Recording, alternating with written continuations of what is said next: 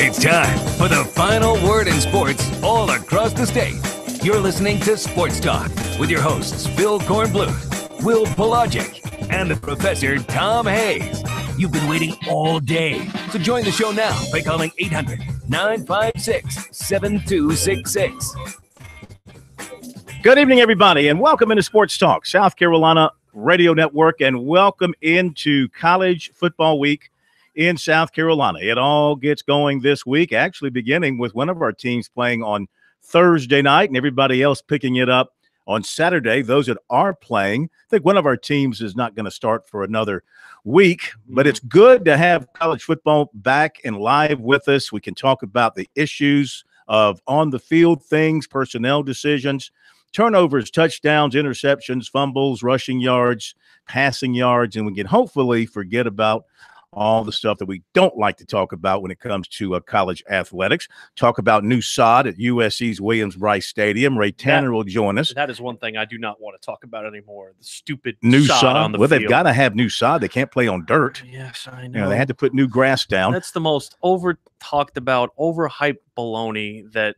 has been dominating the last 5 days. Again, part of it is because there's been no players to talk to. That's the only thing that we people have been worried about. Well, but you're right. Well, partially right, partially wrong. I mean, look, they had a concert. Yeah. It destroyed the field. The field had to be replaced. It's pretty remarkable that their people were able to get it down so quickly and apparently get it in game shape as of today. And it's got all week to grow and root and take and be ready to go for Coastal Carolina on Saturday. Here's my take on this. Will Muschamp is a control freak, right? Do you think that he would have allowed this to happen if he didn't have the utmost assurances from Ray Tanner and the folks in the turf management department that they could get this done? He's not letting this happen if they can't assure him that. I don't think Will Muschamp had a call on the concert. I'm sure he was consulted. I don't think he had to say so. I'm sure he was consulted. consulted. Oh, well, ask Ray Tanner when he joins us. I'm sure. I think if Will Muschamp would have said, nah, I don't think we should have a concert here that'll bring several hundreds of millions of dollars or several $1 million not to 12 days before the season. The campus he and to didn't the think city. it would happen. No, I don't think he had much of a say so personally. You can ask him tomorrow at the press conference. I'll ask both. We can ask Ray here today. We can ask him tomorrow. The press conferences begin tomorrow. I'll be at Clemson for Dabo Sweeney's regular season opening press conference. Will will be at Will's Muschamp's regular season opening presser. Over under on Dabo 45 minutes? Let's hope not. Let's hope he breaks in Ross Taylor, the new SID, gently. You know, it's going to be kind of weird. First, I've been covering Clemson since 1984, so Tim Beret has been the SID there in some form or fashion my entire career. It will be strange looking at the podium where first Mr. Bradley used to stand and then Tim, and neither one would be there. And it'll be young Ross Taylor, who made the move from the Washington Redskins. And a Mizzou alum as well. Well, that's another reason not to like him. Shut up. 800-956-7266. So tonight it is time now, and Will and I, Pro is off tonight, by the way. He was off on Friday night. He's got an extended week in that. Yeah, he had a circumstance. Well, today. I heard the Lazy Boy broke down. He's having the Lazy Boy that's not true. refurnished. He's That's getting not ready for the true. football season. He had a circumstance. So anyway, it's Will and yours truly here tonight. 800-956-7266. And want to hear from you. We'll take plenty of your phone calls. We do have Ray Tanner. Of course, you know by now that Kelly Bryant was named the starting quarterback at Clemson. We'll go over the Clemson depth chart. We'll hear from Kelly Bryant and coaches up Clemson way as they made them available today. And let's see, a recap from the high school weekend with David Shelton coming your way.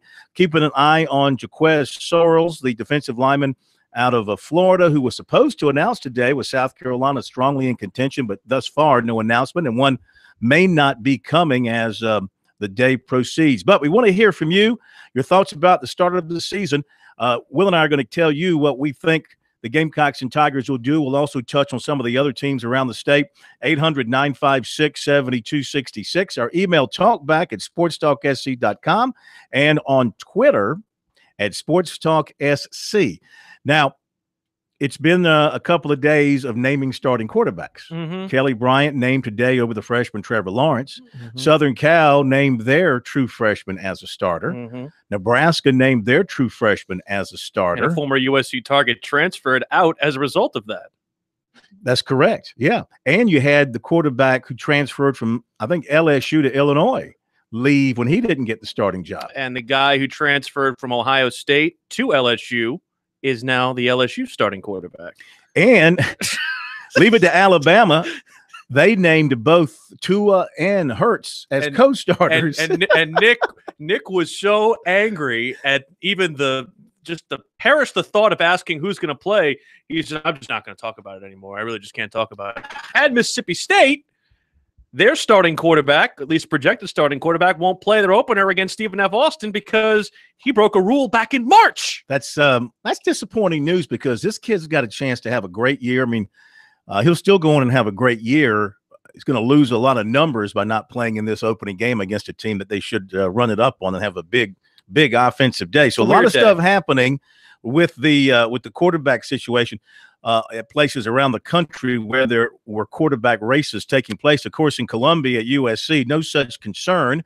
The good thing, I think, coming out of the camp for South Carolina, Will, is not only do you have an absolute, no question, firm number one starter in Jake Bentley, but they have an absolute, no question, firm number two now in Michael Scarnecchia that apparently the Gamecock coaches feel good about. Yeah, I think and I still have wavering confidence in Michael just because we haven't seen him on the field in meaningful snaps. And for South Carolina fans, hopefully that doesn't come to pass.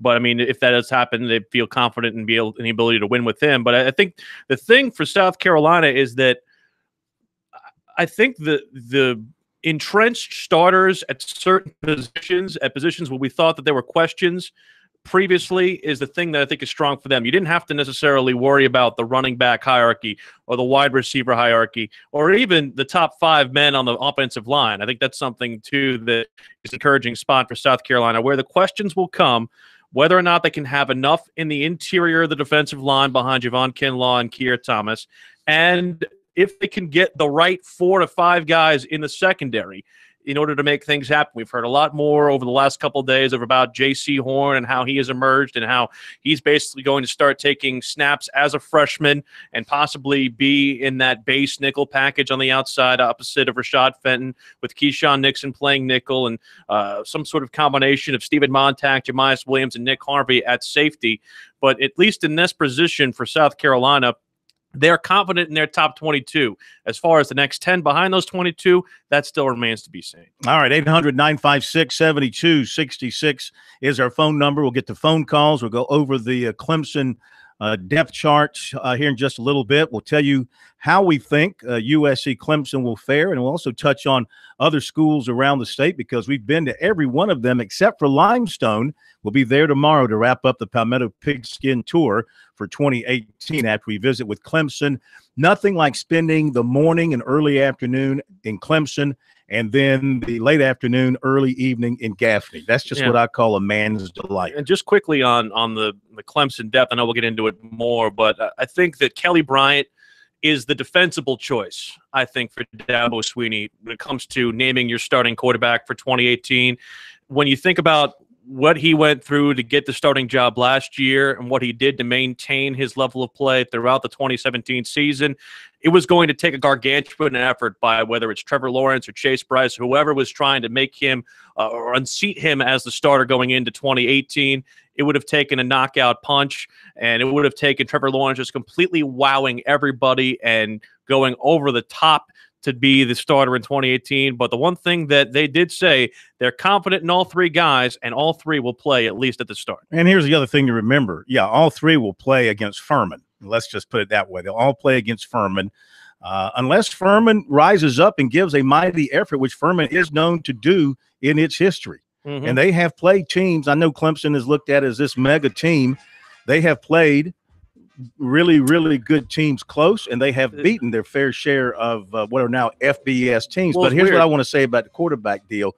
Today, Kelly Bryant is your starter. He gets the lead on the others. It's his job to definitely lose now. If he plays well and they win and they continue to churn it out big, there's no reason to think otherwise. But it doesn't mean he has got the position for the entire season because the season can take some strange turns. More on the depth when we come back.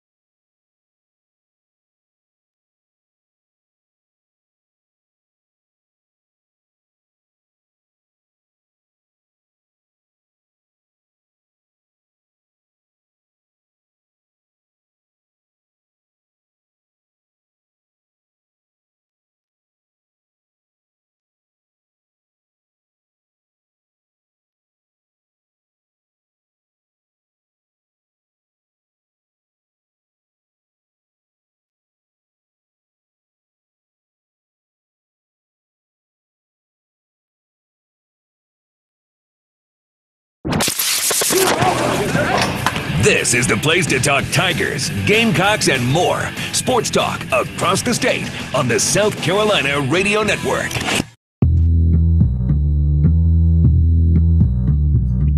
A couple other starting quarterback notes we wanted to pass along to you.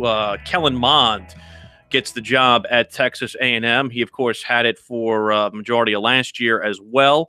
And Chad Morris has named his first starting quarterback of his tenure at Arkansas. The former Clemson offensive coordinator is going to start the sophomore Cole Kelly with four starts last year in place of the injured Austin Allen. Of course, Carolina does not play Arkansas, at least for the first time here. It's the kind of changeover from their old cross-divisional rivalry with them, and now, of course, they're cross-divisional rivals with A&M. They get A&M on the 13th. Clemson gets them week 2, so a chance to see a double for the second year in a row with us. We got to see NC State twice. They played Carolina in the opening week, and, of course, Clemson later in the season. We get A&M in that vein this year. All right, 800-956-7266. Phone number. Get to your calls in just a second. Let's go over the Clemson depth chart to open the season against Furman. I'll be offensive. Left tackle Mitch Hyatt, backed up by 345-pound Jackson Carman, and then Noah DeHaan. Left guard John Simpson, listed at 330, backed up by Matt Bockhorst. Justin Falcinelli, the center, listed at 315, backed up by Gage Cervenka and Zach Gaella. At right guard, it's Sean Pollard, 315 pounds, backed up by Cade Stewart and Gaella. Right tackle, Tremaine Ankrum, listed at 310, backed up by Chandler Reeves and Blake Vinson. The tight end is an either-or, Mylan Richard or Garrett Williams. The wide receiver, T. Higgins, backed up by DeAndre Overton or Justin Ross. The other wide receivers, Hunter Renfro, backed up by Trevion Thompson, T.J. Chase, and Will Sweeney. The other wide receiver spot, Amari Rogers, backed up by Cornell Powell and Darion Kendrick. Running back Travis Etienne, backed up by Adam Choice and then Tavian Feaster, and the freshman Lynn J. Dixon. The quarterback Kelly Bryant, backed up by Trevor Lawrence and Chase Bryce. Yeah, the running back situation, Choice, they were really big on him coming out of camp. Feaster had been hampered by recovery from a knee injury, so that's why Choice gets the nod over Feaster there. On the defensive side, the front four, at least the top four in that front four, basically unchanged from a year ago, right to left across the line.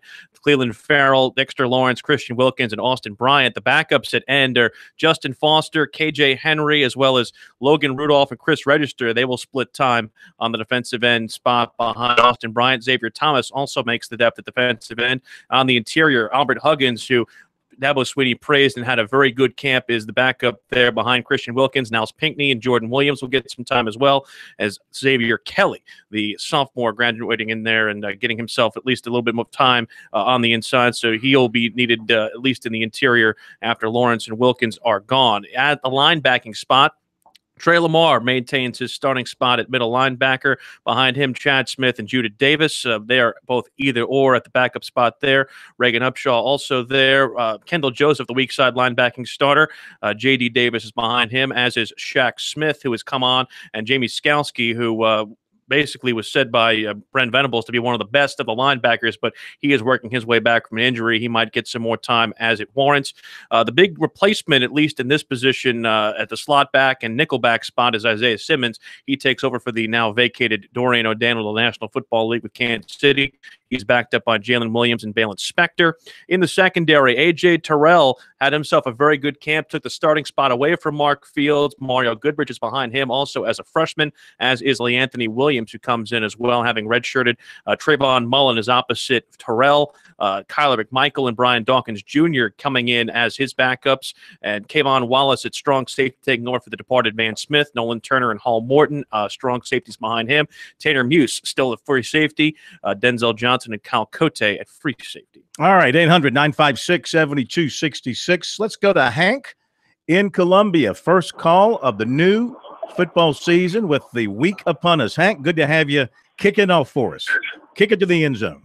Oh, hey, Corn. I was just calling because I hear when they're talking about, y'all have been talking about this backup quarterback situation at South Carolina, and you know, we really don't really know where it is. Remember, Scarnecchia was one of the quarterbacks that Spurrier just kind of had a hunch about and picked up late, but kind of his situation with it, when I hear people talk about it with Bentley, you remember it was a kind of situation a couple of years ago where after Garcia left and Shaw did so well, remember there was a big fear about if Shaw went out hurt because Dylan Thompson had been here for years, and most folks thought he was just kind of like a practice player. Mm-hmm. And then he got a shot when he got in after, was it 2 or 3 years on campus or whatever, and all of a sudden he turned into one of the better passers we had.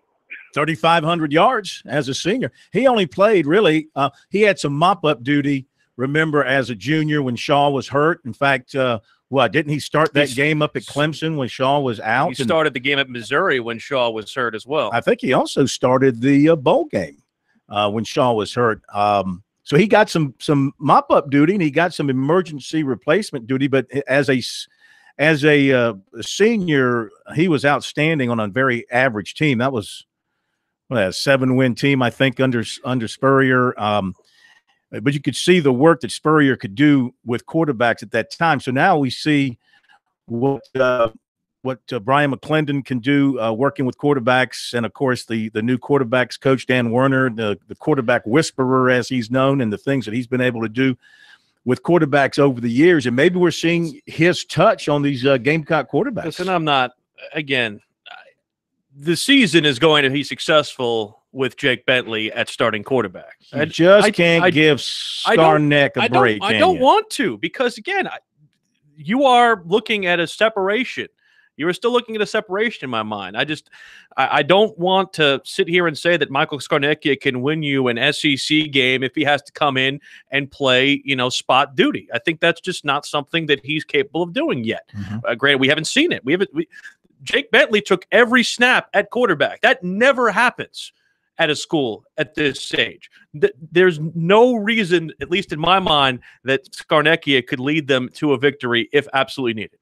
800-956-7266. Got some lines open for you here on Sports Talk. If you want to join in, we've got Ray Tanner coming up to talk grass and sod and growing grass in a hurry. Right. Now, Clemson today put out some information about some changes around Death Valley, around Memorial Stadium, and things that they're doing differently for their games this year. Of course, they've done away with the balloons. They're going to replace balloons with fireworks. There'll be fireworks for all home games. They have put up new college football playoff signage inside the stadium. They've improved the speakers around the stadium, giving you more sound, put up a new nets in the west zone to catch the football, new ticket scanners, new fencing at gate 5 and gate 20, new videos for the Paw Vision board. That should always be fun to watch. And we can't tell you everything here, but there will be a new host of the Tiger Tailgate Show for those of you who like to listen to that show heading up to Clemson on game days. I'm not at liberty to say who that person is. That'll be announced tomorrow, I think. So it's not you, is it? No. It's far from me. But I will say this: when you go, I'll quiz you. You ready to be quizzed? Sure. When you go into the Clemson end zone, what color is predominant? Orange. There's orange in the end zone, right? Oh. So anyway, you'll find out tomorrow. Who will be hosting the Tiger Tailgate Show. So I feel like don't say it. I feel like you've given me a clue. That's what I was doing. You've given me a very, very good giveaway clue. Yeah. I did want to mention this just from the Clemson depth as we were going over it. BT Potter is going to be the kickoff specialist, so he will earn his scholarship right away as the freshman there. Greg Hugel is the starting place kicker still. He gets that job back after being injured latter half of last year with the leg injury. Will Spire still the punter, but BT Potter, who again, if you've seen him kick, Corn, he's a touchback specialist. Got a huge leg. All right, Ray Tanner is coming up. The man is known for healing baseball players, touching their shoulders, and those rotator cuffs come back together in one piece, touching the elbows, and Tommy John goes away. And the man can heal a football field. Is it true? He went down to Williams-Brice Stadium. He apparently touched the sod and the soil, and it's all green once again. I wonder if he went to the concert and wept as he saw the grass dying underneath. That doesn't nice. We will talk to Ray Tanner coming up.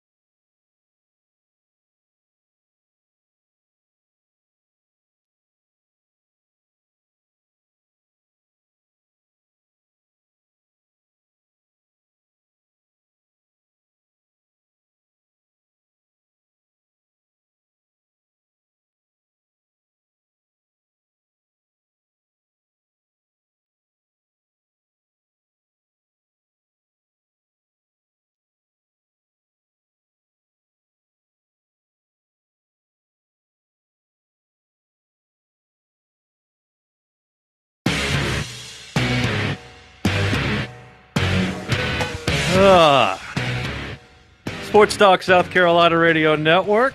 It's our pleasure to welcome in the Director of Athletics at the University of South Carolina, Ray Tanner. And, Corn, I understand he wasn't the one who was actually rolling out the sod on Saturday, but you seem to think that he had some superhuman power to get it done. I think he put his blessing on the sod to make it grow so quickly and to take so quickly, because we saw a picture that Justin King tweeted out. And, Coach, it looks perfect, except it has no lines. We'll have some lines tomorrow. You can be there. You can help put them down. Is there a media avail to interview the lines?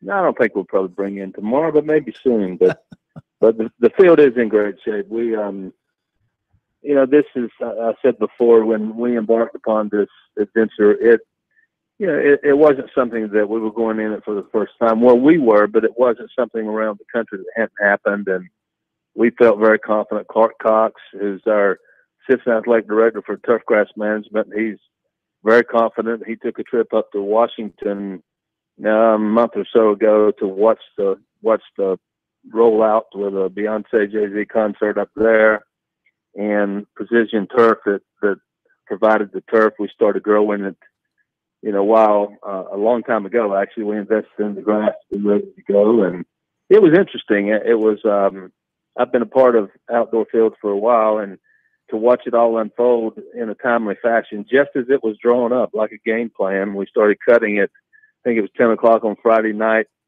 Started putting it out at 5 o'clock Saturday morning. Got about halfway done. Did the same thing on Saturday night. Finished it yesterday. Started watering, rolling, and they'll be cutting tomorrow and putting lines down. So it'll all come together. Sounds good. Now, there's no question the field was going to look pretty, and everything will look really good from a fan standpoint on Saturday. I think the concern has to be, if you're an athlete, if you're one of the players, is the footing. What's the projection on how well it will hold? I mean, in a short amount of time, can grass, grab hold like that so it doesn't come up in clumps? Well, that would certainly be a concern, but it is a heavy, deep, thick grass. It's a Bermuda grass. It's a Tifway 419. It's extremely heavy. You can hardly pick up if we cut you a piece to take home with you could hardly carry it. It's that heavy. So you can imagine that it's not going to move very much when you put it down. Even if it didn't mesh, even if we didn't roll it, even if we didn't blend it, it's a difficult type surface that would move around. And that's been some of the issues many years ago, is you put down a new field and it would move a little bit and give. And we are not expecting that. This is a tested product that is a very, very heavy grass and thick. And we feel like we've been blessed with great weather. We're in a good spot, and we expect it to play great and look great as well. Supposed to rain latter part of the week. Don't know how much, but what about the drainage part of this field? Any difference in the way it will drain compared to how the previous field did? That was tested as well. I actually was on the phone with Clark Cox probably about 45 minutes ago. If I'm not out there, I've been getting updates periodically just about what he's experiencing and seeing. And when you have that kind of equipment on the field, that was one of the concerns. And of course, we stripped it with grass. We laser graded it again before the new turf went down. And when he was doing all the watering, one of the questions was, is there any areas that are compact too much that it didn't drain properly? And he said no. He did tell me there was one area, like off the field, like where they made their interest with some of their heavy equipment, that didn't drain quite as good, but it was off the playing surface. So he's pretty pleased with where we are and how good it is right now. And we've got a few days ahead of us yet. Mm-hmm. I know if I'm a head coach, I'm a control freak, Ray, and my only question to you is, what kind of assurances did you have to give Will Muschamp that you having this concert, this event so close to the season, that the field integrity was not going to be compromised? And what was that process like behind the scenes? Well, very, very candidly, when I got the call, I was somewhat reluctant to even engage in the conversation, because I hadn't had this experience in a short period of time. And I made the first call to Clark Cox to ask him about it, and he said this is done quite often around the country with NFL teams. in other events. I know Wrigley Field had, I think, Journey last week and played a 4-game set this weekend. So I called Clark, and he said, I know you would be concerned, but this happens from time to time. And then I quickly called Coach Muschamp and told him what information I had, and I just point blank said, if you're not comfortable with this, I'm in doing this. And he was comfortable with it based on Clark Cox and how good his crew is and what he knows about it. But he also thought it was great for our university, for the city of Columbia, the Midlands, and he mentioned recruiting as well. And so he was engaged, and we're going to be fine. It's going to be. If I sat here and told you that I didn't worry about it a little bit, I did, but I'm not so worried right now as I was a number of days ago. All right, so settle the off-the-air argument here in the studios. Could Muschamp himself have nixed the deal if he just said, Coach, no, it's too close to the season. We can't have the field chopped up like that. I can't go with it. What would you? I would tell you unequivocally, if he would have said to me, I'm not interested in that risk, I would have absolutely been in his corner without question. But would that have killed the deal? It would have killed the deal for me. We wouldn't have gone any farther. If he Thank you, Ray. Engaged, that's not Ray. I was going to do that. Thank you, Ray. All right, on to other things. I'm tired of watching grass grow, as you are, I'm sure. But how about painted walls, watching new paint dry? You thrown up any new paint on the old lady over there? Well, we've got a few things that we're going to roll out here in a couple of days. That some additions, some things that we're doing a little bit differently. It's nothing too dramatic, but there's a few changes coming, and some things that you haven't seen before that you'll get an opportunity to see. But I'll hold those for a couple of more days. My staff told me today, just hold tight here. We're going to put everything together and roll it out at one time. Mm-hmm. All right. Can the fans expect some new things in there? Even though I'm a person who believes go watch a ball game for the ball game, for crying out loud. But I know today's fans got to be entertained every second they're in an arena. Will there be some new things for the fans to enjoy within the confines of the arena? I would tell you that there's some things that we've done to try to make it better for the fan experience. And you're going to make me talk a little bit, but we've done a little bit more with point of sale for concessions, and we've done a new concession area on the east side, and we're trying to we have made some progress, we hope, in the connectivity issues. So listen, just some things that we're trying to do to improve the fan experience. Have you gone out on Bluff Road to check the water pressure leading into the men's rooms coming from over there on Bluff Touchy Road? Touchy subject. Well, some things you can't remember, but you remember a lot of things. I remember the good stuff. You weren't there. I was there. So that's a very, very valid question. I remember the good stuff. I mean, the water pressure is good, right? Everything's flushing okay? Well, everything's good. And if you remember, we made it through that game, Phil. It didn't completely fall apart. We made it to the end. Okay. Anything else to add about parking or anything new from that standpoint, or will that be all in your one drop release you're going to have here later in the week? No, from a parking standpoint, I mean, Gamecock Park, continues to be one of the best venues in all of college football for pregame tailgating and the experience you have over there, and certainly the fairgrounds, the proximity. I'm not sure there are too many football programs in the country that have parking as good as we do in order to get to the stadium. So those things in place. We obviously sell a lot of parking spaces prior to our football season, and so things are good from that standpoint. And we look forward to having a pretty big crowd on Saturday. I know the students just started claiming their tickets today. It's a whole new process where they can do it online, and I don't know how many we'll have, but I'm hoping that we can be around 80,000 or so. We'll see where it ends up. Hey, we thank you, and good luck this week and this season. Look forward to talking to you again soon. Bill, do you have Tipway 419 on your yard at home? I have 420. I'm a step ahead of you. It's a little heavier sod too. My grass doesn't move either, but you can smoke it. That's the thing about my grass. You can smoke it. Go ahead and say you're sorry, because I was right. We'll be right back.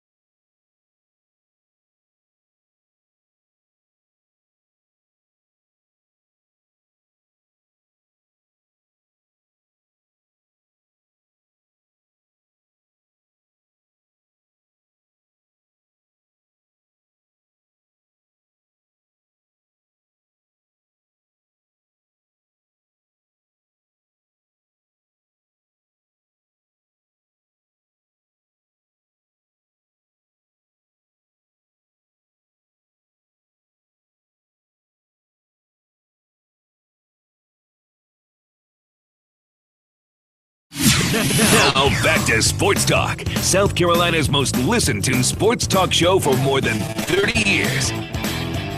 Sports Talk South Carolina Radio Network. We're brought to you by Founders Federal Credit Union. Whether it's low rates, high rewards, using select Founders credit cards on clothes, school supplies, a new computer, even college tuition will help prepare your kids for the first day of school. Apply online at foundersfcu.com/visa. And yes, I will concede that we were both semi-right from Ray Tanner, although I was right in that Muschamp had veto power on the deal. I just want to point that out, that you doubted my ability. I did. I did, but he would not have done that, which you doubted that. And so, yes, I think we're both right. Our poll question of the week on our website, sportstalksc.com. Will USC cover 29.5 against Coastal? Pretty tight thinking right now. 55% say yes.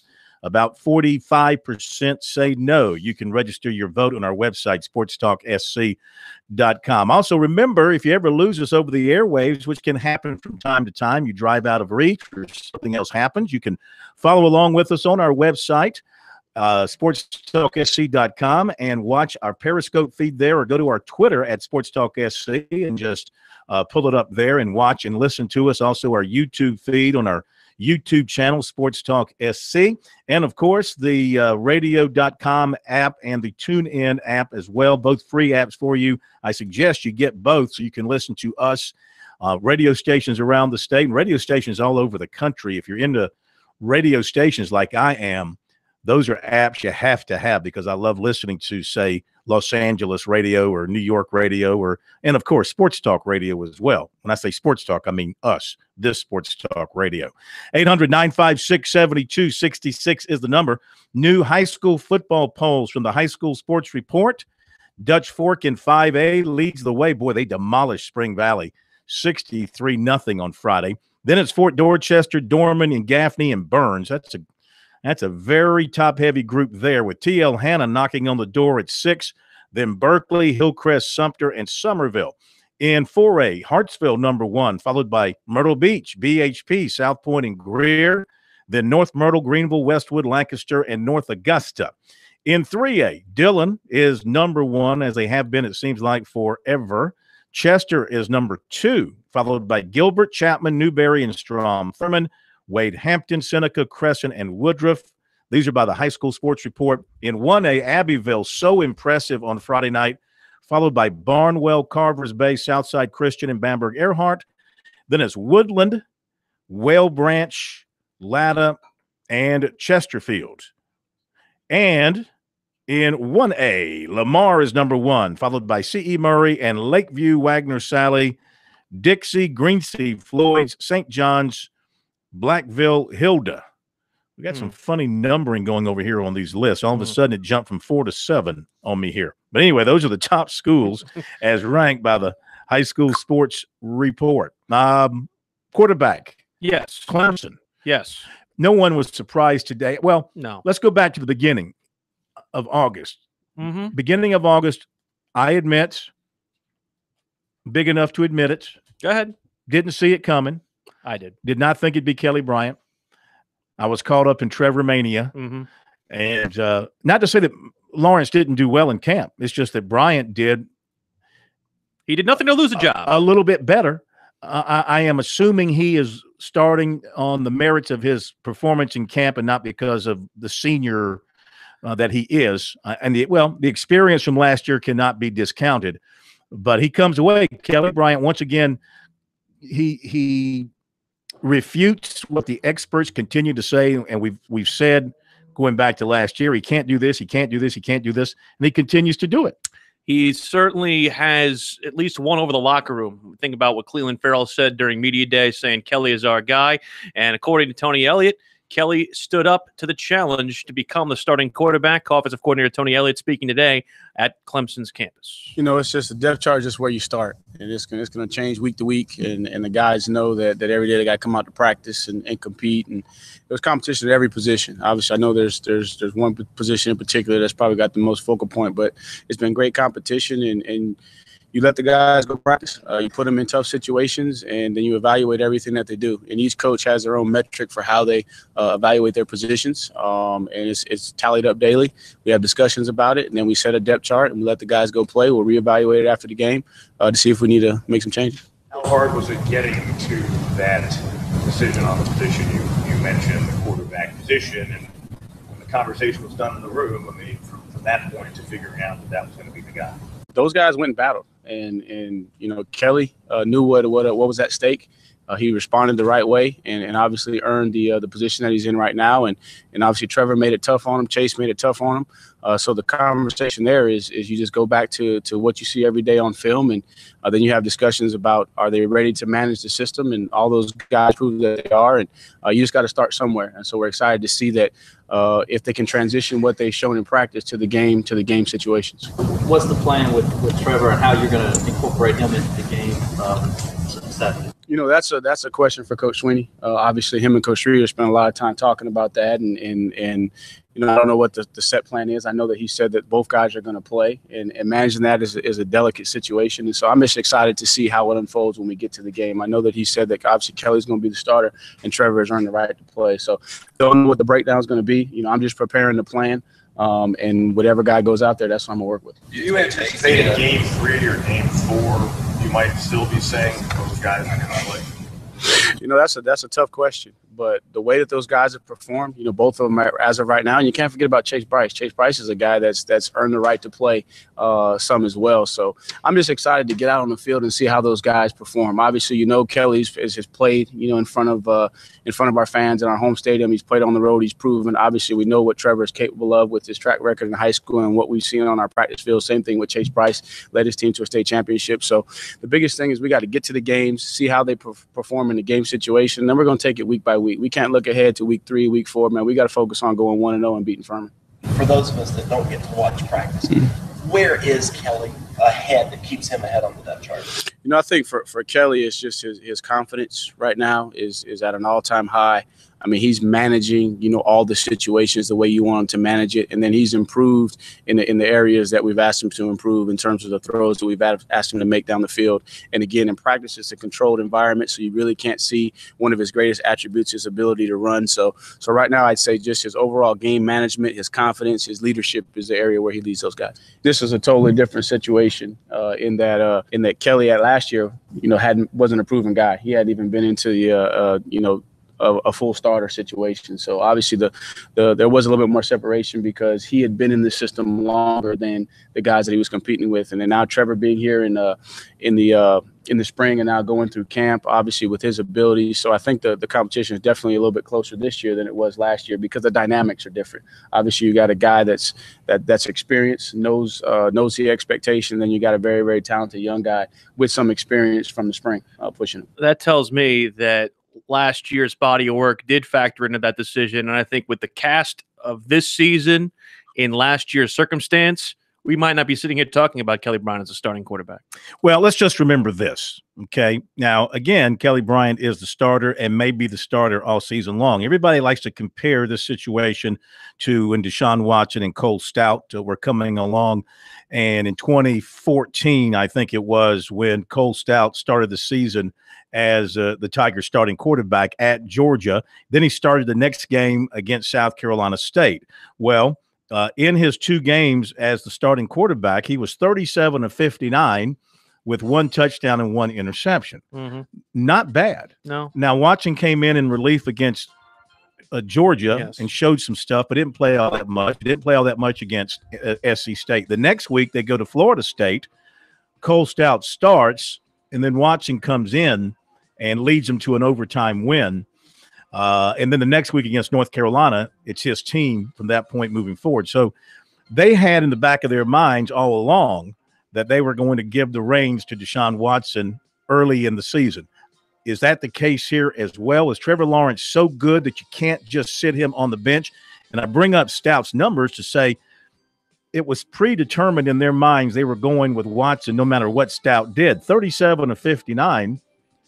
Not bad. No, but I mean, I still think that there's going to be an ability. Kelly Bryant will have to lose the job in order to pardon the pun, lose the job. He'll have to play like he did in the spring game. Or like he did against Alabama. Second hour coming up.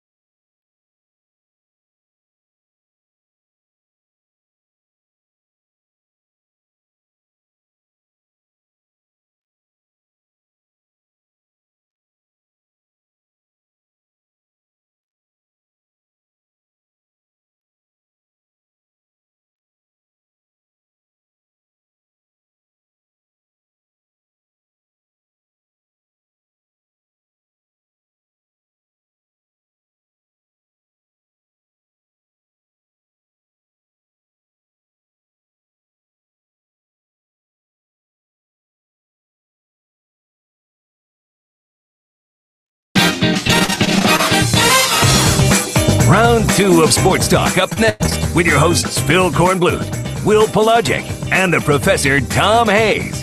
Don't leave us hanging. Join the show, 800-956-7266. Pro is off tonight. Phil Kornblut, Will Pelagic, and the great Brian Leonard all together here on this Monday night as we head into football season. We are fired up. We are jacked up. We are pumped up. We are grassed up. We've taken a lot of steroids. We're ready for football season.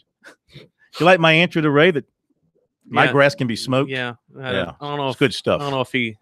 I don't think he got it. I don't think he got it. He can't respond in a humorous. He couldn't laugh at that because I think also as an administrator that had been taken the wrong way would have made headlines across the country. South Carolina AD chuckles at joke about marijuana. I do want to clarify because somebody said this about our comment about Ray Tanner said Will Muschamp reservations about the field being ready for September 1st. He could have nixed the deal for the Beyonce concert. If Get ready for a high pitch here, ladies and gentlemen. Tanner said Muschamp was nothing but supportive behind the scenes. That does not mean that there's any tension between Ray Tanner and Will Muschamp. Eric on Twitter.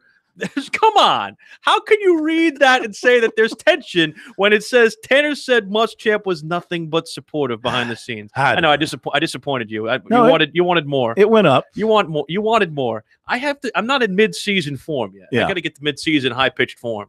All right, real quick, just got a few recruiting items for you, and then more phone calls coming up, 800-956-7266. Zach Willis, 1st and 10. Coming up in just a few minutes here on Sports Talk. Love having Zach back with us again. Recruiting-wise, Friday night late, Ladder wide receiver Deontay Stanley, home of champions, committed to UCF. Of course, his brother is USC center Donnell Stanley. Former defending national champions, UCF. So that's why he's going to the home of champions. Or from the home of so champions. they claim, and actually there was a story about a computer that identified UCF as the national champion, so they can get a trophy. Clemson target linebacker Kane Patterson out of Nashville decommitted from Ohio State on Friday evening. Yeah, it was announced during his ball game. His dad was an Alabama teammate of Dabo Swinney, so the Tigers are hoping to get their hooks into him. I haven't seen anything on Jaquaz Sorrells. Nothing yet. Still, he was supposed to announce today a final five of USC, Oregon, Alabama, Florida State, and LSU. A former Florida commitment camped at USC in June and made an unofficial visit in late July. And USC went quarterback offer heavy yesterday, offering 2021 J.J. McCarthy of LaGrange Park, Illinois, 2022 Ty Simpson of Martin, Tennessee, and 2022 Chad Masco. McCarthy's offers also include Indiana, Iowa State, and Cincinnati, plus strong interest from Notre Dame. He made his first high school start last Friday. Simpson also counts Baylor, Kentucky, Mississippi State, LSU, Tennessee, Michigan, and Vanderbilt among his reported offers. He camped at USC this summer. And Masco also holds Florida State and Southern Miss offers. He camped at Clemson. He is out of Thompson, Georgia. There you go with the recruiting for tonight. Be sure to check it out regularly online. Website, sportstalksc.com, on Twitter at SportsTalkSC. To the phones we go once again. It's Alex in Myrtle Beach. Good evening. Welcome into Sports Talk. Thank you. Well, Ladder is the home of champions. I'm happy to know that you acknowledge that. I do, because you're down with people. You're at 420. I love that. Like it. And listen, I don't do that, at least not till this is my second. Listen, I don't want to give the wrong impression here. I can tell you, marijuana has never crossed these lips, ever. No comment. In a lifetime. No comment. And not mine either. Anybody else in this room can make that comment? Yeah. Oh, Will's mic's gone dead. I'm sorry. We can't hear him right now. Well, it didn't. Well, actually, my first two years at the University of South Carolina, I can comment on, but my second week at the University of South Carolina, my junior year, I had to, get serious. And so, but, that's how it is. And it hasn't crossed my lips since then. Yeah. But two things. One, I do want to comment about University of Missouri and Mr. Pelagic. But first, I do want to call Bobby Harton has a talk show. He gives out game balls, penalty flags. I'm giving myself a game ball all day right now because I called your show 2 to 3 weeks ago about the two quarterback situation. And nobody, the pro was there too. It's okay. Nobody responded to I think I asked 2 or 3 questions. It's okay. And I said, is it not feasible to have, more than one quarterback? Are not quarterbacks now? Is not, college a computer system for playing on Sunday? And you never got back to my answer, actually. Now, I heard earlier today, and then you repeated it, that Mr. New Roll Tide Alabama fan, me, is going to implement a 2-quarterback system. Well, not necessarily. Not necessarily. Well, Saban didn't say that. He just has not named a starter clearly at this point. Okay. We'll find out when they play Louisville who trots out there first. I saw some stories over the weekend.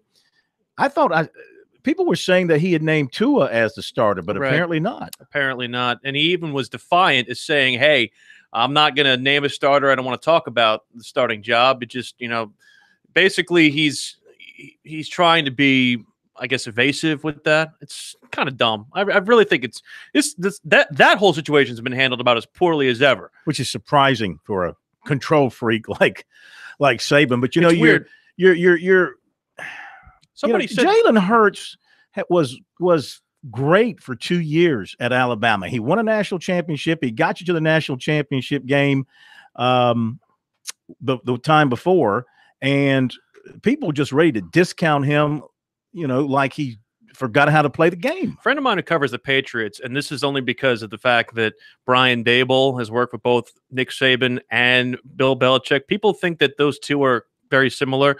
They're not. Belichick, behind the scenes, while he's gruff in media, he's, according to Brian Dable, one of the best people to work with when it comes to, work ethic and accountability. And behind the scenes, from Brian Dable's mouth to our ears, Saban's a jerk to work with. So I can't be surprised that this has been completely mishandled from his perspective. Chris and Aiken got a couple of minutes left before we hit the break here on Sports Talk. Welcome in. How are you? Bill, how you doing, my friend? Chris Fulmer, Ultimate Tailgater, man. Hey, big boy. How you doing?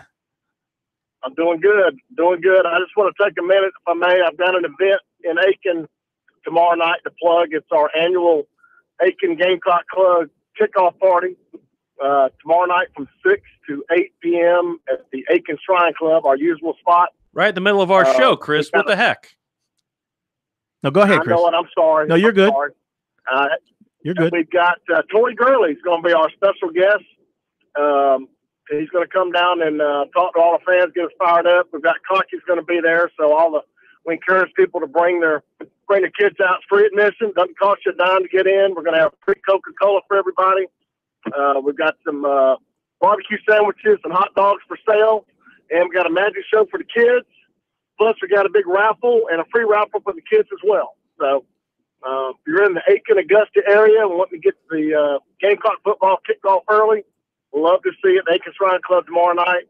And I apologize for all those listeners. You will have to miss a little bit of sports talk. No, that's quite all right. That's quite all right. You're always welcome to call in and tell us what you're doing, because you make the best barbecue around. I can already smell it being cooked. The wind is blowing in from that area, and I smell the aroma.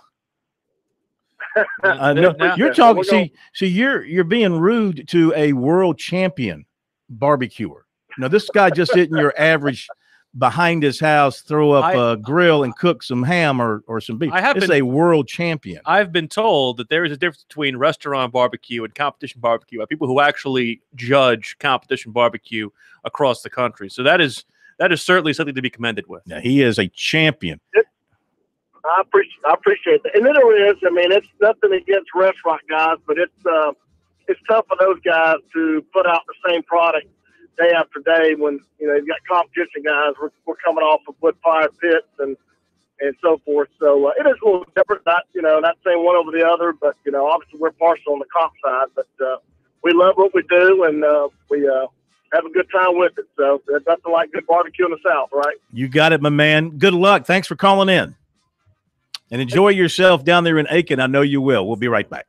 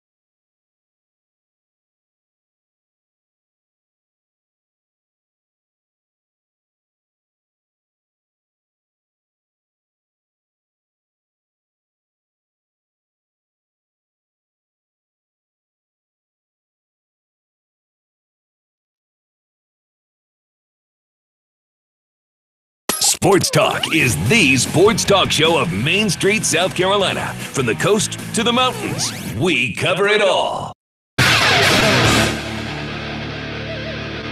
I don't mean to sound biased. Well, heck, of course I'll sound biased. This is my favorite part of the week because I think this guy, out of anybody we bring on a weekly basis during the football season, breaks it down, sets it up, and puts it in layman's terms better than anybody that we have on. Our first edition of First and 10 with the coach. See, you only say that because you know that his wife could pick you up and drop you on your head. It has nothing to do with that. She is a champion bodybuilder, weightlifter type. You've told me and showed me. Yeah. Does she lift weights or just build the body? No, she does both. Now, she doesn't lift a lot of weights, okay? She's not some brute. I don't want folks thinking she's like the She-Hulk or anything. She's still feminine. She caught you, so that's good. Yeah, I got lucky there. That was a big-time recruiting job. Yeah, you outkicked your coverage, as we like to say. Good to have Zach Willis, the coach, back with us here for another year of First and 10. Zach first up every week. We give him 10 minutes, sometimes more, to break it down for us. So, your thoughts about Clemson camp and Kelly Bryant emerging as the starter? A, the fact that he is going to be starting against Furman, but B, do you see this as a long-term thing, or is he just renting the position until they feel Trevor Lawrence is ready, a la how they did it with Deshaun Watson and Cole Stout? I think it honestly, we can take Dabo at his word so much as he's revealed. And this is Kelly Bryant's team right now. Until he shows he can't run the team, and there are a couple of reasons for that. Number one, as talented and obviously as impressed as I was, Phil, with him in the spring game, I mean, he was fantastic. That's not a real game. And it's a whole lot different when it's game time pressure. And the biggest thing is adversity. Kelly Bryant has experience. And they've got to cultivate his confidence a little bit, but he won all the big games he played but one, and that was the last one. So that goes a long way with a coach and a team. That's not saying if he gets they're not going to jerk him, because they got a guy behind him that definitely has the talent. Now, can he do it under live fire? All you can do is find out by playing. Yeah, don't you think really the coaches have put themselves in a good place here? Because, okay, the guy that won you a championship last year, the senior who's paid his dues, you didn't jerk the job right out from under him, okay, because you had some hotshot freshmen come in. And he no doubt earned it by having a very good camp. But like you said, now they throw him out there. If for whatever reason it doesn't go well, not saying that it won't go well, but if it doesn't, then they, with a clear conscience, can throw in the young guy who might take over and run with it, and they can say, hey, Kelly struggled. We weren't getting it done, so we turned to our next guy, and he's getting it done. I think that's perfect. I mean, that's being fair. You're doing it the right way, and that's what Dabo's known for. And something I wish every coach were known for is doing it the right way, sticking to your principles and having principles to rest on, and he's doing it. Everybody can respect this decision. And most importantly, Kelly Bryant's teammates can respect the decision because they're the ones that play for him. Of course, looking at Carolina, Zach, they bring back an offense that has been renovated under Brian McClendon. They want to go fast. They get Rico Dowdle back at running back. They get Deebo Samuel back at wide receiver. Some question marks on the defensive line. What is your overall take on South Carolina version 2018? Well, I mean, it's all going to all come down to, I thought they were speeding it up the last 3 or 4 years. And I was a spread guy my entire career as a head coach. And I'm a little bit confused by that statement. I guess we'll see what they're going to do Saturday. Is any different from what they've done. But the key for them, their skill guys are great. They can play with anybody in the country. They've got a great quarterback in Bentley. We all know that. We all know what Deebo Samuel can do. And there's some new guys emerge in his absence, which will actually probably help them. It's the offensive line that I have questions about and have, because those guys have had issues, major issues, and that's going to be the answer there to the question for them this year is how well they improve there. Do you think Jake Bentley took a step back or a half step back? And what do you think he needs to do to step forward in 2018? I'm going to be honest. I thought his performance against Michigan was heroic. He took a beating in that game. If you looked at you remember the stats from the spring game, they played games with the whistle. There was 22 big hits in that game, and probably about 18 of them sacks on that offensive line. And I think, honestly, Jake Bentley in my book is a great quarterback. He's got a bright future ahead of him. He's just got to stay healthy. And that's going to be the key for them, is keeping him protected. You protect him, you could have a heck of a season, because we know they can play defense. Visiting with Zach Willis, 1st and 10 with Zach here on Sports Talk on this Monday night. All right, so you're a Furman guy. Don't know how you pulled that off coming out of McCall High School, but somehow you got in there. So you understand the Furman mindset going into the game against Clemson. Now, I know Clemson is this huge animal that nobody's supposed to be able to touch, but what do you think Clay Hendricks and the crowd there, what are they telling their guys to get them ready to go out and compete? Well, I can tell you what they told us. We did okay. Now, we went down and played Coach Ford and them the year we won the national championship and lost 20-3. Which was better than about half of the ACC did against them. Yeah. Honestly, it's try to keep this thing close. Don't make any big mistakes. Don't give away any big plays, and make Clemson earn every inch they get. But they can't beat themselves. Make Clemson beat you. They probably will, but just in case they have issues, be ready to take advantage of an opportunity. And he's going to preach to them we're just as good as they are, and try to make them believe. Do you think – with their offense that Clay runs, he's got a lot of those pieces that he brought from Air Force, a lot of misdirection, things of that nature. Of course, you're trying to block a great defensive line, some say the best in college football. Can they operate their offense with any success against that defense? Oh, if Clemson decides to play and take it seriously, it's going to be a real tough field. I mean, talent wins, character wins, but guess what? Clemson's got a whole lot more talent and just as much character as Furman does, and that's what we pride ourselves on, is character. Obviously, my heart is always with the Paladins, always will be, but my head says it's going to be awful tough. Give us your best shot. I'll be pulling for you. This going to be tough. Joe Mowgli is back at Coastal Carolina, Zach, and he's talked very candidly about just how difficult it is to compete in the Sun Belt Conference with 70 scholarships currently on the staff right now. How do you go about band-aiding a situation like that together? And obviously, they have a tall task of their own week 1 against Carolina. Oh, well, honestly, I think Coastal bit off more than they could chew. They had a great thing going when they were FCS. Obviously, David Bennett did an incredible job building that program. They need to be fully funded, to be honest with you. You can't compete at that level and not be fully funded. But I will say this. Who doesn't want to go play at Myrtle Beach? Do a great job recruiting the state of South Carolina. You'll get better players and you'll get going out of state, and stick to your home state. That would be my message to them. That's how you win in South Carolina, is you get its best players first and you go from there. But Myrtle Beach is a great draw. I mean, come on. Mm-hmm. No question about that. And they're building, beautiful facilities. That stadium, I was there last week, Zach, and when they get that upper deck finished on the opposite side of the press box side, it's going to be a complete bowl. That'll be a very nice setting for their games. They're going to have a bowl game there. No telling what else might move down that way from a football standpoint. I'm going to tell you what, man, it's a sleeping giant program. I've always said this. We had a kid very quickly, got it down to Michigan State, North Carolina State, Clemson, and you know who his 14 was? And they backed off of recruiting. Coastal Carolina. This was when I was at Michigan State recruiting. Why? Because he's from Wadesboro, North Carolina, and he loved Myrtle Beach. He goes, Coach, they quit recruiting me. This was when they're FCS. They need to quit discounting themselves. Don't look at what you don't have. Look at what you do have, Phil. You've got Myrtle Beach, every teenager's dream, and go compete against people and win the big one. That's how Florida Gulf Coast got themselves to the NCAA tournament. They just recruited the heck out of the beach, the whole deal. Hey, how about national championship in baseball? Yeah. I mean, yeah. They're legit. They are legit, and that's what I would tell. Well, I think that I like their quarterback from being down there last week and talking to him. I like their quarterback. I think they've got some good pieces. You think Carolina covers the 29.5 real quick? You got about 15 seconds. It's going to be tough. If he's got them fired up and Coastal's got half the talent I think they do, Carolina usually doesn't do well against those teams. I say no.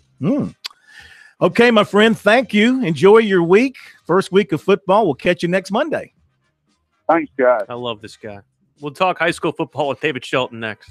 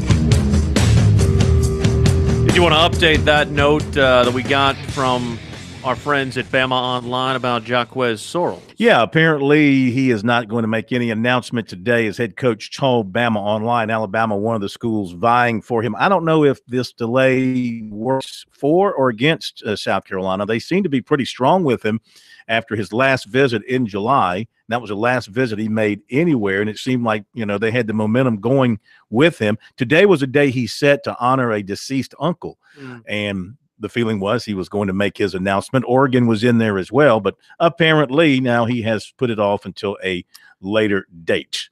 All right, big night of high school football this past Friday night. Boy, did we have some surprises, upsets, and also just margin of victory. We welcome in from the Post and Courier of Charleston and the High School Sports Report of Goose Creek, the one, the only, David Shelton. How are you? Doing good, Phil. How you doing? Good, man. Good. So, all right. I'm sitting in Chuck Reedy's restaurant, by the way. Is he serving you? No, he is gone, but I'm eating in his establishment. It's a very good place, the Comeback Shack. We can give it a plug, the Comeback Shack right there. What's that highway, 52? University Boulevard. University Boulevard, about a mile down from Charleston Southern, if you're heading out that way. Ate there last week. It was delish. And I didn't get it for free either. I had to pay for it, Chuck. Wow. Oh, yeah. You're not getting anything free. So what's the like 22 times? What's the biggest story from this past Friday night? I'm going to guess Greer beating Spartanburg. That would be 1, and 1A would be Rock Hill beating South Point. Oh, yeah. That's probably bigger. I think I should have gone with that one. Yeah, I mean, those were two eye openers. I mean, I'm not totally shocked that Greer beat Spartanburg. The way they beat them, maybe. I mean, they handled them pretty good. But, Rock Hill is a team that Bubba Pittman, the head coach there, was talking at the clinic that he felt like he had the group, and meaning a team that could be, really good. They were 4-7 last year, but a lot of guys back. And, it's a big rivalry game, and South Point maybe didn't play their A game. There were some mistakes in the game, but that's a big win for Rock Hill. I think they've lost to Rock Hill. I mean, they lost to South Point like 7 times in a row or something like that. 8. It was 8 times. 8. Mm-hmm. So big win for them. And, I was telling somebody just a few minutes ago that all that means now is South Point's going to lay it to somebody. They're going to be mad. I hope our friend David Cloninger from the Post and Courier is listening to us, because he's all about Northwestern. But I guess this means that the ranking in the city of Rock Hill now would be Rock Hill 1, South Point 2, Northwestern 3, as in last. Oof. Yeah, without a doubt, Northwestern is third out of that bunch. They've not played very well to start the season the first 2 weeks. Good schedule. I mean, they open with South Point and then play Burns. But, Burns has had 2 good wins, beating Greer and beating Northwestern. I'm not sure how good Northwestern is, but I have said since the summer that I thought Greer was pretty good, and it appears they showed that the other night against Spartanburg. You surprised Wando didn't put up a better fight against Somerville? No, I think Wando's offense is just not there yet, and Somerville's got a really good defense. Somerville's a better team than they showed in their opener against Cedar Grove, who, by the way, beat a 7A team on ESPN on Saturday. So, I think Somerville's really good. I think Wando has just got some problems offensively, and it's going to take them a little while. I was looking at the rankings from the High School Sports Report tonight. We mentioned it on the show, and you look at the top 5. Well, let's go top 6. In 5A, man, and if this holds to chalk when we get to the playoffs, the quarters and semis are going to be unbelievable. Dutch Fork, Fort D, Dorman, Gaffney, Burns, and Hannah. Yeah, to me, 5A is really obviously it's the biggest classification, but it's the one that has the most contenders. I was talking with Lou Bizak over the weekend, and in Class A, you could probably list 2 schools, and one of those 2 is going to win it, Lamar or Lakeview. There are other teams that have a chance, but 5A is deep. I mean, you still talking the ones you just mentioned, plus, a team like Rock Hill, a team like Berkeley, a team like Somerville that could get hot. I mean, I don't think that will happen, But I definitely think the list of contenders in 5A is longer than it is in any other classification, exponentially longer. I mean, there's some good 5A teams. Talking with David Shelton, high school sports report, Post and Courier, reviewing Friday night, week 1 of high school football in the States. So another one that jumped out at me was Abbeville beating Newberry. Okay, so maybe that's not a big surprise that they won, but 49-0. I mean, Newberry, I know they lost their great running back, but and they're the bigger program here, and they just got manhandled by Abbeville. Yeah, I don't think anybody was surprised by the outcome, but I'm sure a lot of people, including a lot of people in Newberry and Abbeville, were surprised by the margin of victory. I mean, Abbeville is really good, but I mean, to be that much better than Newberry, I mean, you just wouldn't have predicted that. Probably would have predicted a win, but again, you look at 2A. Mm-hmm. Like I said in 1A, I mean, you got Abbeville, you got Barnwell. You know, maybe you throw Bamberg or Carver's Bay in that mix, but it's not a very deep classification. So if Abbeville is that good, they're going to have not a cakewalk, but they're going to have a pretty easy time. They do play Hartsville in a couple of weeks. That'll be fun. Mm-hmm. They got to go to Hartsville, but in 2A, I think Abbeville is kind of early separated themselves. How good do you think Greenville is? I think they're obviously they got a good quarterback, and they've got a bunch of new guys that are trying to piece it all together. I mean, I think they're an 8-9 win type team. I don't know if I would label them as a state champion contender at this point, but I think the longer they go and Bevel gets accomplished with his passing game and his new receivers and things like that.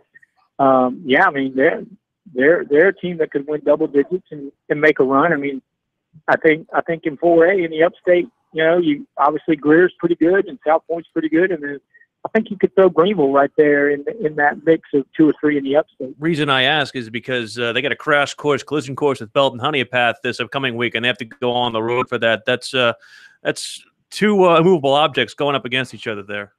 Yeah, that'll be a good test for Greenville because, like I said, they lost some players. Belton Honeypath has some players back. I think the Bears are probably the favorite, and it's really hard to win at BHP. Really hard to find BHP, but when you do find it, it's hard to win. But it's right there on 76, Highway 76. I ride by it all the time. Yeah, it's just like way out there, dude. Yeah. So what happens when you got one of these hyphenated places, All right, comment on these schools. We'll wrap it up. Myrtle Beach looked good, putting 37 on the board against Hanahan, which normally has a great defense. How about May River? Is that an improved program, the way they beat Bluffton? And also Marlboro County, 2-0, beat Sherraw. Sherraw's a pretty good team. Are the Bulldogs back a little bit? Yeah, I think they're back a little bit. They've usually traditionally had trouble going across the river and winning at Sherraw playing well, but they played pretty darn well the other night. I think you mentioned May River. I definitely think they're a program that's coming up. They're still kind of young, but Rodney Summers is a good football coach and has built a program at Westwood. Is doing the same at Ray River and could beat Bluffton, which is a big rivalry and a more established program. I think says a lot about them. And you mentioned Myrtle Beach. I think Myrtle Beach is going to be one of the last teams standing in 4A. I think they're that good. Did they avoid any problems at that May River Bluffton game? Remember the principal said don't come with any body paint on, et cetera, et cetera. Did they avoid all that mess? I believe they did. I have not read anything over the weekend. I don't know of anything that happened there. Sounds good. Enjoy your week, and we will catch you on Friday night for preview of week 2. Sounds perfect. Thank you. 96, 2-0. Number 12 in the state. Is that your new? Wait, you can't. I told you that was my new. That's my new one. No, first it was Bishop England. Okay, you had no idea where Bishop England was located. Yeah. Then you decided you would because the coach would call in. You adopted Whitmire. Yeah. Okay, and now you're going to 96. I told you we had 96 after last. Do you week. know why it's called 96? Because it's 96 miles from somewhere. Columbia. Yeah. Good guess. You just guessing? I was guessing. That was a good guess. That's a good guess.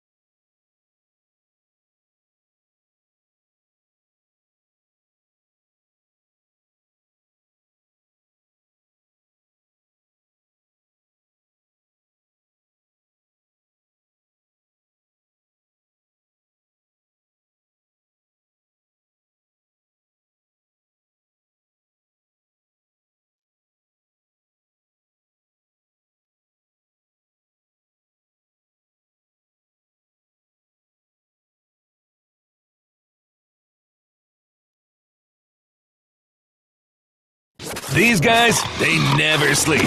Check them out on the web at SportsTalkSC.com. Now, more of Sports Talk on the South Carolina Radio Network. So the moment we've all been waiting for. Win totals. Game-by-game predictions. South Carolina, Clemson. The week is here. The wait is over. It is time to know. What should you do? How should you think? What will happen? That's what we tell you here on Sports Talk. I will begin. Sure. Because you want to just go game by game for both? We can do that if you would prefer. I was just going to give you the end of season results. I feel like we should. I can make it simple. For me, from a Clemson standpoint, all 12 regular season weeks that they play football will be victories. Okay. They will run the table. They will be 12-0. That's very boring of you. Well, that's the problem with Clemson right now. They are a boring football team in that there's just nothing to pick apart. Now, maybe after all these people leave after this year, we can start wondering if Clemson's going to slip back a little bit. But then again, you're going to have Trevor Lawrence, and you'll still have plenty of offensive weaponry around them. They seem to be recruiting pretty well on the defensive line where they think they have replacements. I can't look at Clemson and say there's a game that they will lose. They might lose one, but I can't say it. So they're 12-0. They're going to the ACC championship game, which will be against a very bad opponent from the other division. Mm-hmm. They'll be 13-0, and they'll be going to Fort Lauderdale for the national semifinal, probably to play frickin' Oklahoma again, or something. Maybe somebody else. Gamecocks, I really feel they can go minimum 9-3, but I'm hanging my hat on 10-2. Really? Hanging my hat on 10-2. I think that they will stub their toe once on the road in the SEC and once at home in the SEC. 6-2 in the league, 10-2 overall. I can't say that. That'd make them 9-3. They will stub their toe once in the SEC. 7-1. Well, I'm not so sure Georgia. Right. Because I got to consider a loss to Clemson. That's why I said 9-3. Yeah. With a loss to Clemson. But I'm hanging my hat on 10-2 with a loss to Clemson and one SEC loss, which would mean an SEC East championship and a spot in the SEC championship game. Very homerish today.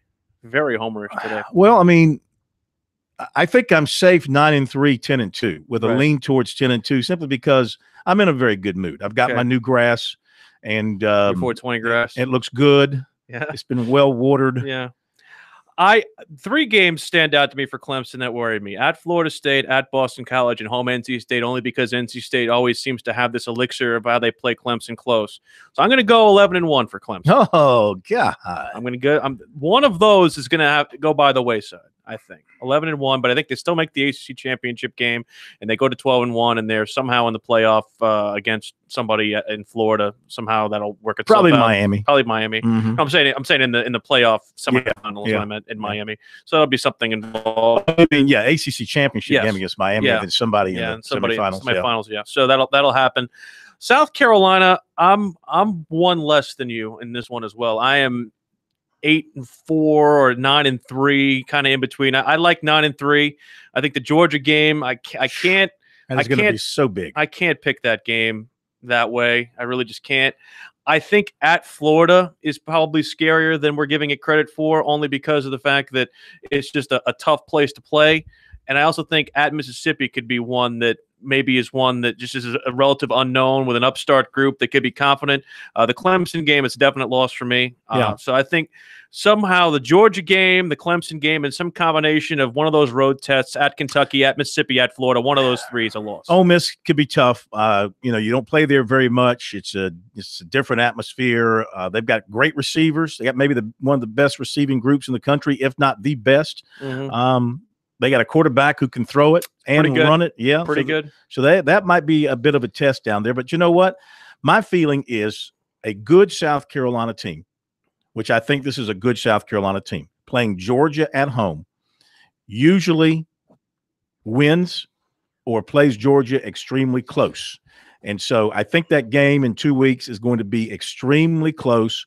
I think that Georgia's defense, being retooled as it has, is going to crack a little bit against South Carolina. Now, can South Carolina's defense stop what should be another excellent Georgia offense? I noticed that Kirby Smart in meeting with his media this morning, would not reveal any of the starters. Who are they playing? Austin Peay? Yes. Let's go Peay. Would not reveal any of the starters. I mean, I guess he's just going to pull them out of a hat and send them out one by one out of the tunnel. I don't know what the plan is. Here's my issue with the Georgia game. And I think back to last year after high-flying victory over North Carolina State, and they go on the road to beat Missouri. All the pressure on them in that game against Kentucky. You get the big play right off the bat with Deebo Samuel, and then Deebo goes down, and the air basically is taken out of the stadium, and you had the offensive inefficiencies and the inability to stop the run against Kentucky. I'm not saying that necessarily will take place against Georgia, but that's the one thing that Georgia can do is run the football, and that'll be the biggest test for South Carolina with that run defense. Can they limit Georgia with running the football? And the other part of that game, too, with Georgia is that they had their opportunities in that game in Athens last year, and they did not capitalize on opportunities. That's the one thing that they did not do against the Bulldogs a year ago. I predict that this week, before game 1, South Carolina will get a favorable ruling on Josh Belk. Oh. And he will be in uniform and able to play. Now, that will help their run defense tremendously. He'll be like Kinlaw was last year. You know how they had to kind of work Kinlaw in gradually, and he'd go in and give him a good few minutes. 25 plays. Yeah, and so I could see, but that would be huge for South Carolina's defensive front, which is in dire need of some size and strength in the middle. You add Jabari Ellis in there. He's going to help quite a bit coming off a junior college career. Kinlaw should be a guy that earns all SEC honors in the middle of that defense. I think they're going to be better against the run. I don't see any reason why they won't, because I do think that because they should be better in their secondary. Well, that's the thing. I think they'll be better at the pass rush. I think they'll be better as a pass rushing team. I just don't know how confident I feel about the back end. I think they'll be better if it makes sense. I like them better as a pass rushing team. If they can stop the run on first and second down, then I'm more confident in that pass rush than I was a year ago outside of DJ Wanham. Well, when you think about the back end, you got to think about 5 because you got to think about the nickel back. So when you line them up, I mean, you go Fenton and Nixon at corner, Montague, and either Williams or Harvey at the 2 safety spots. The nickel could be Williams. Or Horn on the outside. You got with J.C. Horn. Yeah, Nixon. It's and Israel Mukwamu is going to factor in there as well. So I see, and R.J. Roderick might get some time back there at safety. I mean, I see some guys who can play. I see some talent, and I'm not quite as concerned about the back end, to be honest with you, as maybe some others are. I think Nick Harvey's a heck of a player. Jamias Williams was a heck of a player. Montague has proven himself. Nixon looks very, very good, and Fenton is a proven player at corner. Williams is 5'8". Well, he knows how to play the game. He knows how to play the safety spot. I think he'll get it done. He's been 5'8" all his life. I know. I think he knows how to do it. I mean, I have concerns. I mean, they're valid concerns. They're the same concerns. I mean, has Will Muschamp come into a press availability and shown you at any point in time he is confident in the safety position, the position that he coaches? Early on, no. Later, when they moved Harvey to safety and J.C. Horn emerged as a corner, seems like a Band-Aid. Seems like a Band-Aid. No, I just think you move players where you need help, and if it works out, it's great. Now, this must have worked out for them. I mean, they must feel like they have found the answers at a couple of places here. Well, they don't play They'll play 2 good quarterbacks in their first 6 games. They play Georgia and they play Missouri. Well, I'll tell you what, be careful about the Coastal Carolina quarterback, Anderson.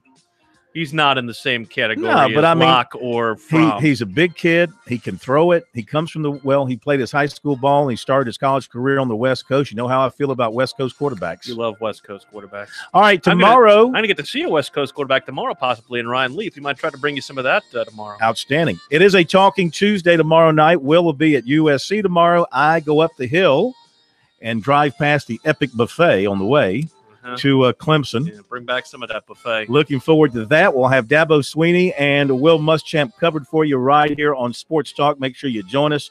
Thank you, Brian. Thank you, Will. Have a great night, everybody. We'll see you tomorrow.